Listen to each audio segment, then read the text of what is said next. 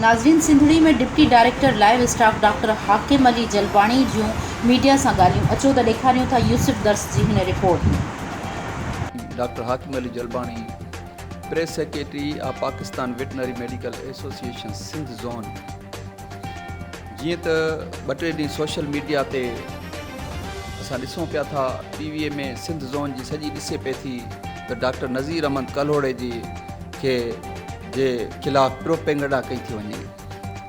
Doctor नज़ीर अहमद कलोड़ो साहिबु ईअं सम्झो लाइव स्टॉक जी क्रीम आहे।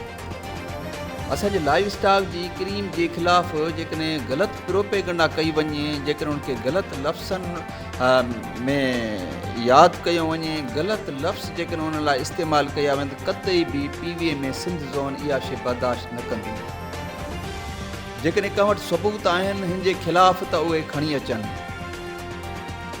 सिंध पब्लिक सर्विस कमीशन जा इंटरव्यू वग़ैरह थियनि पिया, पोल्ट्री डिपार्टमेंट जा इंटरव्यू थी विया आहिनि, उनजी रिज़ल्ट बि अची चुकी आहे, पर पोल्ट्री डिपार्टमेंट में डॉक्टर नज़ीर अहमद कलोड़ो साहिबु इन कोन आहे। उते जेके मेंबर आहिनि ॿिया मेंबर आहिनि। जॾहिं पोल्ट्री डिपार्टमेंट में रिज़ल्ट अची चुकी आहे, हू उनमें इन बि कोन आहे त पोइ हुनजे ख़िलाफ़ु छो थी ग़लति प्रोपेगेंडा कई वञे ऐं छो था इहे ग़लति अल्फाज़ चया वञनि।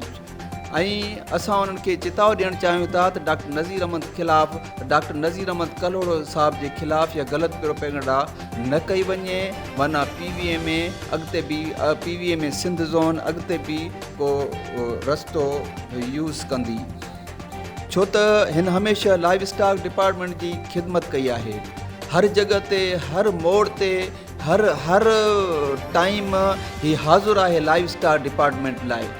जिते भी लाइव स्टॉक डिपार्टमेंट के डिफ़िकल्टी ते थी, उते डॉक्टर नज़ीर अहमद कलोड़ साहिबु अॻियां अचो वञे, उहा डिफ़िकल्टीज़, उहे परेशानियूं लाइव स्टॉक डिपार्टमेंट लाइ हल करे थो।